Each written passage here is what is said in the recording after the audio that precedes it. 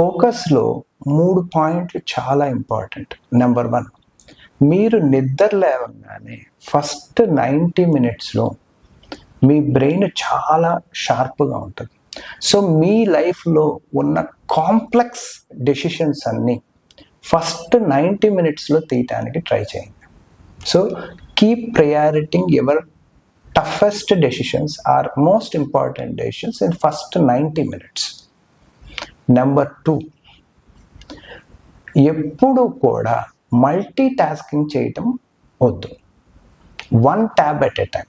అంటే ఏదో ఒక పని మీద ఫుల్ ఫోకస్ చేసేటట్టు. కావాలంటే ఒక 20 నిమిషాలు ఒక ఫోకస్ చేసినప్పుడు 5 మినిట్స్ మీరు బ్రేక్ తీసుకుని ఇంకేదన్నా డైవర్ట్ చేసుకోవచ్చు. But don't do multi tasking. Try to do 1 task at a time.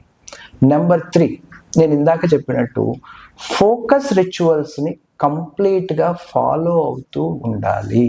ఎందుకు రిచువల్స్ ఇంపార్టెంట్ అంటే, ప్రతిరోజు క్రికెటర్ ఎలా అయితే ప్రాక్టీస్ చేస్తాడో మ్యాచ్ ముందు దాకా కూడా, అలాగే ఫోకస్ని ప్రతిరోజు ప్రాక్టీస్ చేయాలి.